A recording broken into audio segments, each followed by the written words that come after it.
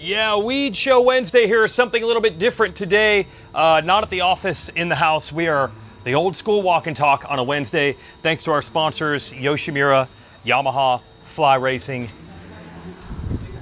and Throttle Jockey. That's the great Stefan Roncada right there. This is the new workout facility at ClubMX. I'm actually here because Yamaha's doing their YZ250F 2027 bike launch, but I also haven't been to this new gym that just opened up. Can even smell the fresh paint. We had a workout going. This is Maximus Vohland's back. Oh, and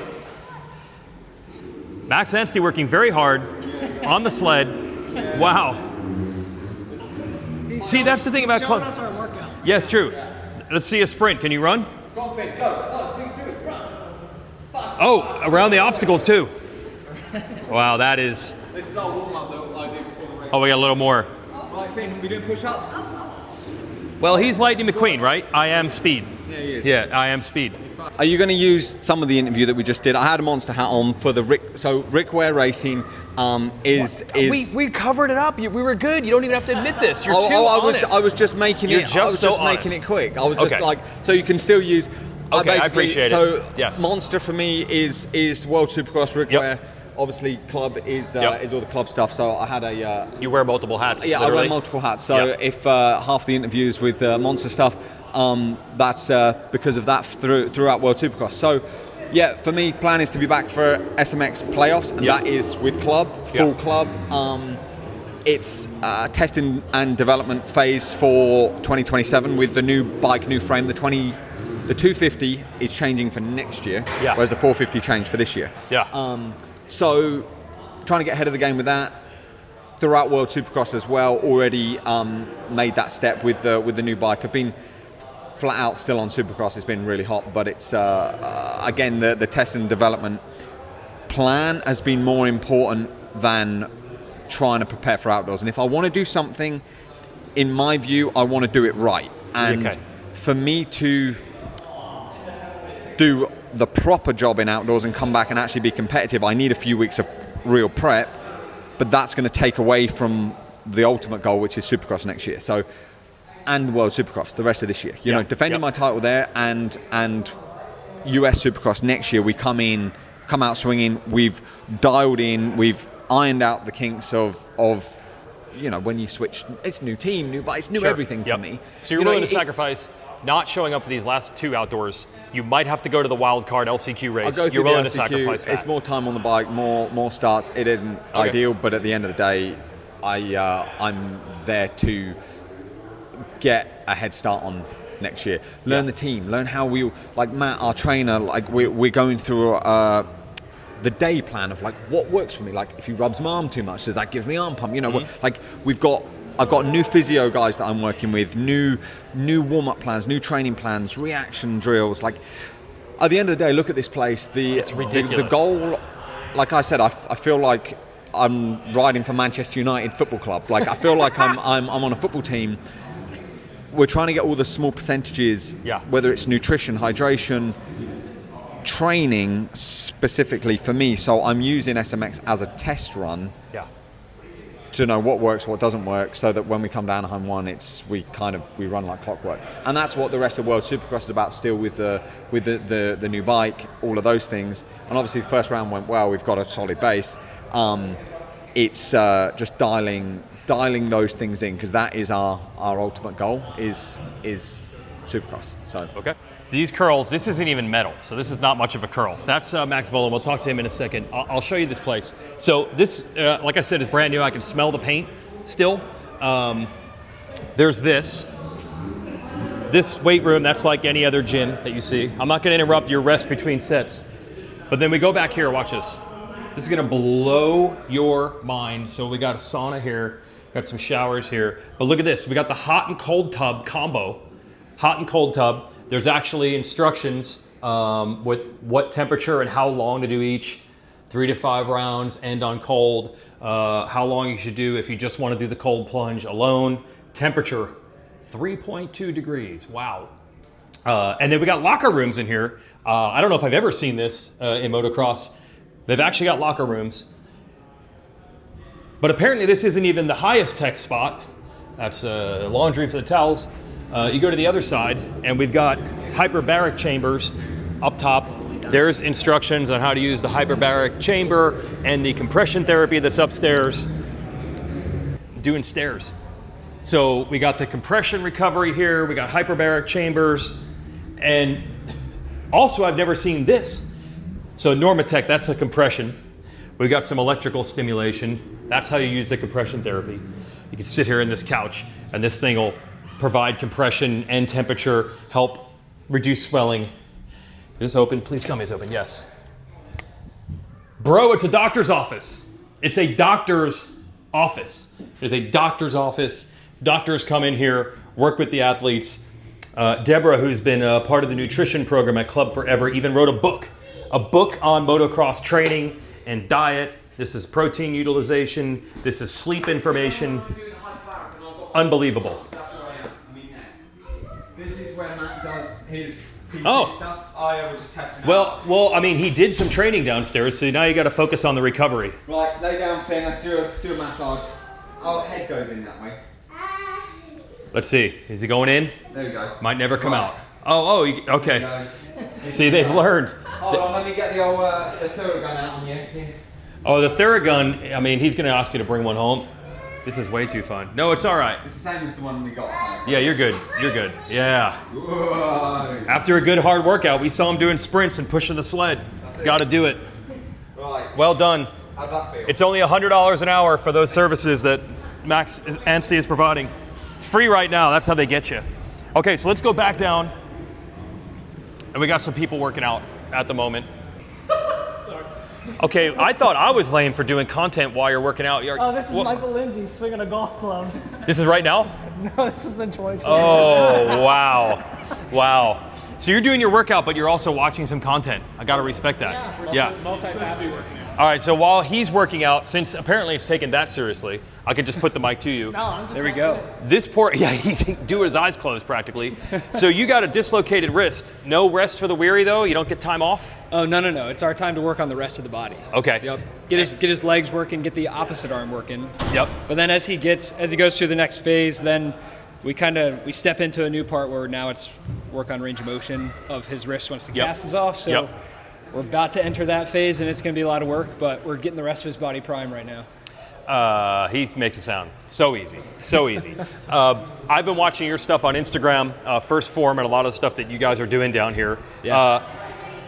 You're so unconventional, things I never heard about. Don't stretch like this, stretch like that. Don't warm up like this, warm up. What is your background and where is this leading edge info coming from? Yeah, so my background, I'm a licensed physical therapist, so I spent my time working for an outpatient sports clinic up in the DC area. Okay. I spent 5 years there, and really I got exposure to high school sports all the way up through your pros, like through a little bit of NBA, a little bit of NFL. Yep. And I didn't get much motocross riders up there, and I've just been looking for my entry point into the field in terms of I knew I could make such a difference. Yeah. And I think this motocross as an industry is a little bit behind your stick and ball sports like NFL, NBA. They have access to so much more. Yeah. And I've always been thinking, I'm like, they all have PTs on their staff. Why doesn't motocross have PTs on their staff? Yeah. And then one day I reached out to Dr. McGinley just to make a connection, make a friend. And one thing led to another, then he partnered with Club, and then next thing you know, I'm talking to Brandon, and then now next thing you know, I'm here. Okay, I was wondering what the connection to you and McGinley. Yeah. You're already connected. Yes. Yeah. We work closely together. All right, I'll ask the athlete now. There we go. Introduce yourself so everybody knows who you are. Your name is? Yep, my name's Matt. I'm a physical therapist and the strength and conditioning, head of strength and conditioning at ClubMX's. That might be the first time a team had a head of strength and conditioning. So, Schock, you've been here a little while now, a couple of years. Yeah, you like that? T-handle top time. Yeah, it's 3D printed. I don't know, man. I didn't even do it. I like it. 10 millimeter, the one that everyone loses. Yeah, I wonder if it could really work, plastic. You've been here a couple of years at Club, but talk about having this facility, him, McGinley coming on board, and what's that changed? A lot has changed, but for the better. Yep. Obviously, it was kind of weird. 2024, I came here, trying to earn a spot. Yeah. And then I really was full-time working out. Yeah. Obviously I would say I kind of had a loose program before. So this was the first time I was ever having a full-blown structured program where time and day, whatever. But going from the old gym we got a lot of work done in there, but come to the new gym here, I mean, this is a huge upgrade. I mean, we have every piece of equipment that you could imagine. There's no excuses now. And I don't know, it's definitely, I'm kind of like I like my environment, right? Yeah. And when I come in here, this is like go time. So definitely a different vibe, and I really gel with it, and everything that we have moving forward with Club, it's been pretty sick, to say the least. Yeah, your timing was great. You got on with them at the right time. All right, get back. I don't want to mess up the workout or this one. Max Vohland, where you been, bro? Well, give us the update. Where you been? Been pretty off the map, I guess. Yes. Yes. Are you racing at some point soon? Main goal right now for me is SMX. Okay. Tomorrow will be my first day on the bike, and it's just turn track. So, yeah, I didn't think it'd be this long of like an injury. I thought maybe like 4 to 6, and 6 would be like a stretch, and it's turned into 8. Jeez. So yeah, we found out actually at week 6 that I had broken 2 bones in my hand. So I broke both the metacarpal 4 and the one on the outside as well. With later x-rays. So that was probably why it took a little bit longer. Yep. And now it's been more just tendon pain that I've been kind of working through. And I feel like I've got the grip strength strong enough where I can ride the bike safely, because it is a little bit hard when you don't have a lot of grip strength on one side. For me especially, I have half grip on the other side because of the handbrake. So I'm only gripping the bike with 3 fingers on my left hand. So I really need my right side, and the grip strength's just been weak, and I didn't feel like it was worth the risk to take. So gotcha. Yeah, it's getting strong now. It's almost even with my left on grip side, and we'll see how it feels tomorrow. It's probably just going to be a kind of a ride through it thing. Like, it's going to be sore, it's going to get tender, but it's just kind of getting through it and riding. Maybe the last round, I don't know, of outdoors, but main focus is SMX, and then really just using this time now to almost my preseason to gain for Supercross next year is really the main focus. Yep. This is the other thing, when you have a gym like this and then the track right out the door. So we got the track right here and the gym right here. That is, poor Coty. They're putting him through it. And then upstairs, there's another upstairs. There's upstairs on this side. Let me get to this. This is gym quality as well. Look at this. We got Concept 2 bicycles. We got Concept 2 ski ergs. We got exercise bikes. We got Concept 2 rowers. We got treadmills. This was set up to actually do a little press conference thing today because Yamaha was bringing in the media for the new bike. So this place has it all. Look at this. Look at this setup. This is like a state-of-the-art gym, and the motocross track is right out the door, and the shop is that way, and let's go there next. So this is what the gym looks like that we were just in from the outside. That's what it looks like there, throwing some palm trees to give it some South Carolina flair. There's the racetrack, one of the many test tracks here. And then this is the race shop. I've been to this race shop a handful of times, done some Weege shows there. As I walk over, yo, you're getting blown out. The golf swing. What am I getting blown out for? Your guy Coty Schock is literally working out while watching some golf swing footage of you from back in the day. Golf's? Oh no. Is it the one I got pantsed in or no? No. Oh, there's worse than that? There's worse than that, trust me. They're just making fun of the swing. Oh no. Me and Coty, we lost a bet and I can't remember what it was, and we both had to swing with our pants around our ankles. He did not mention that. Yeah, we both were on the struggle. He only mentioned you being bad, not him. To be fair though, I have no golf experience. At least he had been golfing with Tony for months. I had a built-in excuse. Okay. If you really want a good story for him, ask him about all the fireball that ended up in his house that he had to drink during a game of golf and how bad that went. Yeah, he's looking at me. He knows. Hey, he knows. Do you want to tell him about the fireball golf? I'll go look. No, he does not. No, he probably doesn't want to. Get out of there. All right, that's Michael Lindsay, ClubMX's. He's got to go ride the new bike. Here's the race shop. Shout out to Yoshimura. That's our sponsor always on this show. When the 2027 Yamaha YZ250F does come out, I guarantee you they will have a Yoshimura RS12 exhaust ready for that. They've got it for all your bikes. And that includes Yamaha, Suzuki's, Hondas, KTM's, Husqvarna's, Triumphs now as well. Let's talk to Big Perm. Hey, Ripper Rob, what's up? Unadilla, bro. Where are we at? I was here. Yeah. What happened? Devin Simonson, did you not race? You did not race. No, I did not race. Okay. That makes me feel better because I'm like, how would I have no, I didn't race. Okay. Just switching back 250, 450. Yeah. Got to be a bit much there for a minute. Because you raced Supercross on a 250 the weekend before in Canada, right? Correct. Yeah. So, okay. sitting out the last 3 outdoors, just kind of was in the game plan, and then focused on SMX on the 250. Okay, so everything's okay. Yeah, everything's great. Yes. Yeah, just got done, post-hour cycle, hour and a half, enjoying my lunch, man. Watching some riding. Until you got interrupted. Yeah. It's all good. It's the race shop. Oh, it's a beautiful look right here, Yoder. Yeah. Yeah, you're riding okay. Yeah. But you're not, no one even knows this. Yeah, I mean, it's kind of hard, like, especially seeing, you know, some of the other guys starting to excel. Yeah. And I obviously put myself in that category. Yeah. But guys you've been battling with. We talked about this at Washougal. Yeah, or beating. Or beating. You know, even like, better. Yeah.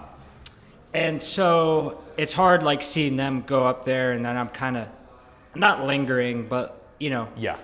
I'm not progressing as fast as I would like, but also on the flip side, I guess to defend myself a little bit, before this year I had only done a few motos. That is crazy. Like, yeah, you had basically never raced pro motocross. 4 rounds or something. In your life. I don't know how much it was, but yeah. That's bizarre.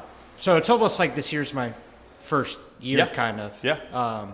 You know, but it's cool. Like, I started out the first one, I was pretty miserable. Yeah.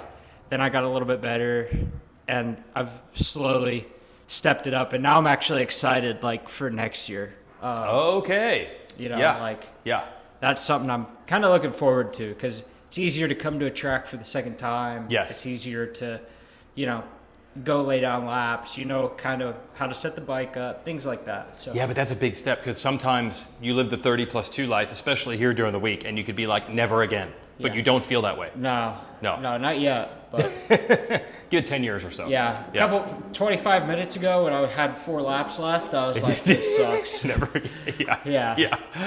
All right, well done, Yoder. Thank you. I at least knew you were out there. You did better than Devin did. Yeah, that's true. He didn't even race. Here's the other side of the shop. Of course, our show also brought to you by the folks at Fly Racing, and Fly Racing is the official gear of this team. So check out their new stuff. They had some 27 stuff that they debuted at Washougal. The less said about that guy, the better. So Fly Racing, official gear of this show and official gear of this team. They've been looking good. And also, of course, on the Loretta's side as well, with how fast Justin Turner and Ryder Malinowski were going. And Justin Turner breaking some records. 10 track cuts in one moto at Unadilla, and the 10 license points triggers an automatic last gate pick, which is what he got in the second moto at Unadilla. First rider to trigger the 10 license points equals last gate pick thing. But he looked good in his fly gear while doing it. Check out Fly Racing Global. GNCC team trains here as well. That's right, KTM's GNCC team also trains at ClubMX. And let's go to the other side where Yamaha's introducing the YZ250F. I don't recommend doing this, but this is a small road. I just want to show you that there's houses here, and they're building new stuff all the time. So I'm going to pull in here. This was just motorhomes for a long time, this little area. They're going to make townhomes, I heard now, in this area that they've cleared, townhomes. And then look at these houses, dude. Look at these houses. You heard that Chad Reed was living here for a while, and I think Jeremy Martin, but no, these are new. These are nicer than the ones I saw before. Like, these are legitimate nice houses on the property. And then across from these legit, I just want to show you a few more legit houses. Look at that. There are the Supercross tracks. There's actually 3 tracks built in that allows them to, it's different dirt. You got the white track and the red track, but then they can link them together to create different layouts. So, badass house, badass tracks. Oh, this is sad. This is the old 50 track. This is where my kid spun a lot of laps. My kid actually learned to use a clutch on a YZ250. Shout out to my man Mike Ulrich from Yamaha. They gave him a bike to ride for the day, and he learned clutch and gears on this track. Okay, everything here is upgraded except the 50 track. It's in need of a bit of a rebuild, but they're busy because we got whatever the heck that jump track is over there. I don't even know, man. And then here we're putting in pads, it looks like. This place is out of control. What is this? These are more buildings that were not here the last time I was here. This all happened in like a year. This was just woods where they were going to try to build some of the GNCC training area. And now we've got houses here. And there's some people doing photos of the new bike. I don't even know what's going on. A pond? Yikes. Okay, we now reached the YZ250F intro portion of the show. Now, we cannot tell you what the bike is like until Thursday, so we'll allow our guy Kris Keefer 165 to do that on Thursday. This is Mike Ulrich from Yamaha, but we can talk about the bike. So I'll break the embargo right now. I'll tell you it's bitchin'. Oh, it's great. Yeah, it's totally awesome. The Yamaha guy says it's a great motorcycle. Yeah. All right, we broke the embargo. We have an actual ride impression. It's a great bike. Everyone should get one. Yep. Line up at your dealer, everybody. I know that there's a big chassis change from 26 450 that has been incorporated into the 27 250, but the bigger news is this is an all-new motor, so talk about that. Yeah, brand new engine from the ground up. The big news for this year with basically all the manufacturers is the new 109 decibel rule. So yeah, we all had to reduce the amount of noise, which of course usually when you choke a bike down, you also wind up losing power. Actually, it worked out really well for us because we had a new engine that we were developing in simultaneously with the sound rule, and we were able to get the power back. This engine actually produces more top power than the previous engine did. So even though it's quieter at the same time. Even though it's quieter. Yeah. Yep. And then also, we've got our GYTR line of aftermarket products, and for those people who don't really care about the sound level that much, they just want raw power. Yep. We're going to have a GYTR airbox. You can put a different pipe on it, FMF pipe, Pro Circuit, whatever you want, and gain a lot more low to mid-end power as well with two easy mods. Yeah, because the Pro rule next year is going to change, but if you're not racing professionally, which most people aren't, there's not a change in the sound rule. So you have a kit that allows you to go get even more power. Yeah. And the bike would be the previous sound levels or something like that. Yeah, a little bit louder, but full power. So it's strange, but all the manufacturers basically follow the AMA sound rules. Yeah. There are guys here and there who do wind up racing a bike with a stock pipe and everything in AMA Pro Racing, and we have to give them the ability to qualify as well. So I will say, it is noticeable. Even going to Motocross of Nations last year, we already had that rule, and even hearing people cruising around just a little bit today, it is a noticeable difference in sound. Do you agree with that? Yeah, for sure. And especially on our bikes, with where the airbox is, and a lot of our noise and complaints that we'd get over the years, most of that noise comes from the airbox. Right. Because it's right there, right in front of your face. So, right. It's a huge difference now, and it is a lot more pleasant to ride the bike, especially at high RPM. So, we have a new airbox with a resonator. Mm-hmm. The GYTR gets rid of the resonator. Yep. But that reduces a lot of power, and then of course the muffler has a couple of baffles. And there's a resonator here. In the header now. It's within the boot. Up there above the throttle body. Yep. No, but for the header as well, right? That's in the pipe, So the exhaust also has a resonator. Yeah. So there's a resonator for the airbox and in the header pipe. Yep. And then it's 700 more RPM though. At top end, it should actually be stronger. Yes. Yeah. More over rev. Like I said, brand new engine, a lot of different technology. We'll let Keefer get into the minutia of it, but all you guys need to know: brand new engine, 700 more RPM, more over rev, more power,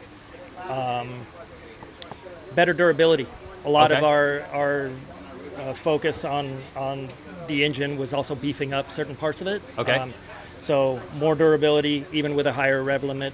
So it's, I think we're pretty proud of it. Like our engineering team really kind of pulled off a pretty big feat. You may be thinking something on reliability. I feel like even the original YZ250F from like 01 was actually pretty reliable. I think people were afraid it was going to be a problem. It really wasn't. Is this more of, as these bikes improve their performance, let's say they get 1% faster every year, times 10 years, do you eventually get to like, well, the durability of the old engine isn't going to match with the performance we've gained, and you almost have to bring the spec back up? I would say yes. Yes. Obviously, the more performance you get out of any engine, you're going to be straining it more. Right. The biggest thing is the increase in RPM. Yep. And a lot of people who have issues, they blame it on the manufacturer, but they don't tell you off the bat, like, oh yeah, I got an aftermarket ECU that revs 500 RPM. Oh wow. More. Yeah. And you start, all those parts have a certain weight to them, and they're engineered to work at a certain speed. Once you get that weight gets heavier, right, and parts start to fail. So, Oh, so if there's 700 more RPM before rev limiter, the engine's gonna have to be engineered to reliably handle that. Yeah, absolutely. Yeah, I see. Yeah. So, because if you think about it, like a piston on the end of a rod is a weight, right? And if you start moving that up and down faster, it's going to be a lot more strain on the rod. So, that was a big thing. Improving durability, transmission durability. The gears are actually beefed up. All the issues that we've heard about over the last few years, we took a look at. So hopefully everything will be good, for quite a while. We're pretty confident. We got good performance, good reliability, and then to your point, all the changes that we made to the chassis last year, we did to this as well. So kind of beefed up the frame around the neck area to give it a kind of a more precise feel into the corners.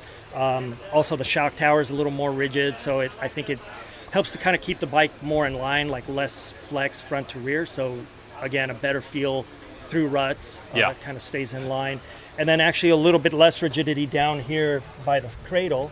Interesting. And that allows it to absorb bumps and jump landings. Oh, people get scared when they hear more rigidity.